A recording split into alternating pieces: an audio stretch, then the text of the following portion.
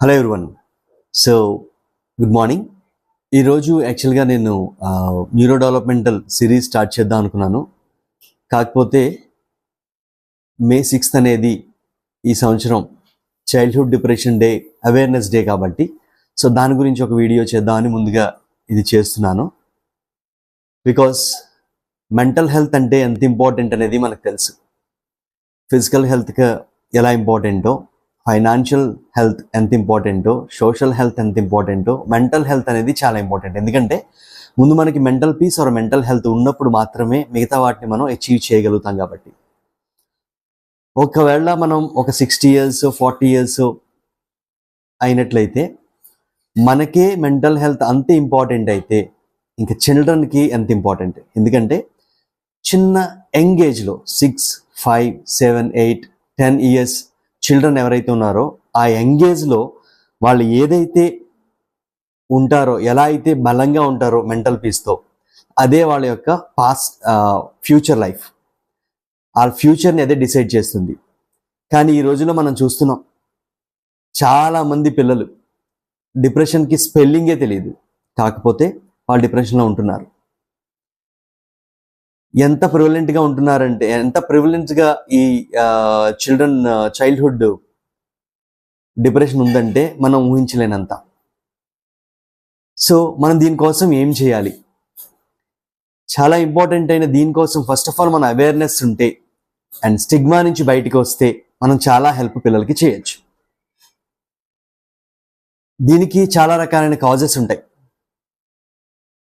వాళ్ళు స్కూల్లో ఎదురైన పరిస్థితులు కానీ, ఇంటిలో ఎదురైన పరిస్థితులు కానీ, బయట ఆడుకునేటప్పుడు కానీ, ఫ్రెండ్స్తో కానీ ఎక్కడైనా ఎదురైన పరిస్థితులను బట్టి వాళ్ళు డిప్రెషన్కి వెళ్ళే ఛాన్స్ ఉంది. ఎలా అయినా అయ్యుండొచ్చు. కానీ దాన్ని మనం ఎలా కనుక్కోవాలి?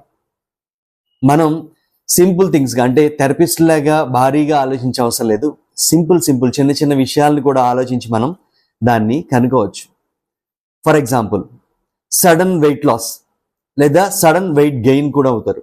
అంటే నార్మల్గా పిల్లలు 4 రోజులు తినకపోయినా లేకపోతే ఎక్కువ తిన్నా కొంచెం వెయిట్లో చేంజెస్ వస్తాయి. కానీ డిప్రెషన్లో ఉన్న పిల్లలకి చాలా ఎక్కువగా చేంజెస్ వస్తాయి, మనం గమనించవచ్చు దాన్ని.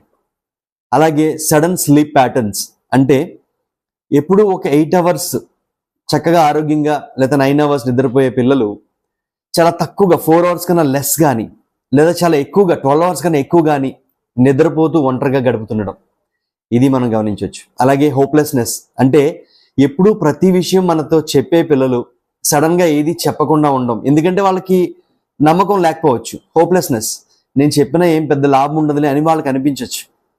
అలాంటి వాడిని మనం గమనించిన, లేదా సడన్ సూసైడల్ థాట్స్ కానీ లేదా సూసైడల్ అటెంప్ట్స్ కూడా ఉండొచ్చు ఎక్స్ట్రీమ్ సిచ్యువేషన్స్లో. అండ్ ఇరిటబిలిటీ, ప్రతి చిన్నదానికి విసుక్కోవడం, అనవసరంగా విసుక్కోవడం.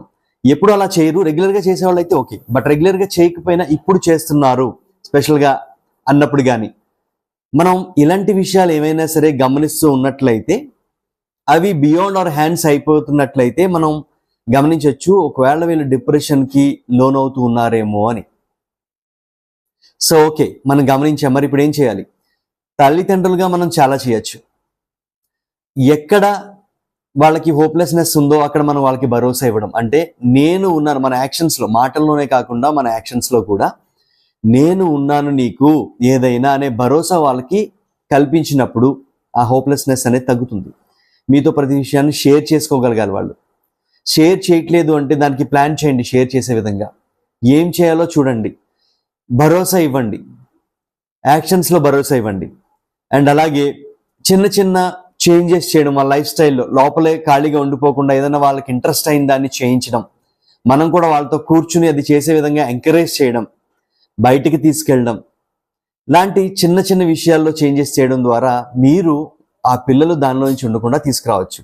అలాగే అది బియాండ్ యువర్ హ్యాండ్స్, అంటే మన చేతులు అది చేస్తున్నా కానీ దాన్ని మించి వాళ్ళు అయిపోతుంది, మనం చేయలేకపోతున్నప్పుడు మంచి సైకాలజిస్ట్ని కానీ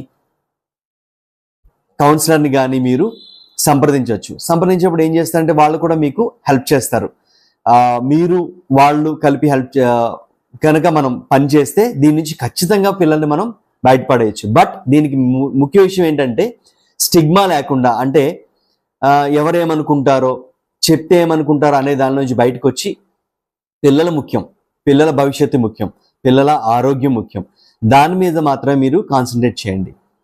థ్యాంక్ యూ వెరీ మచ్.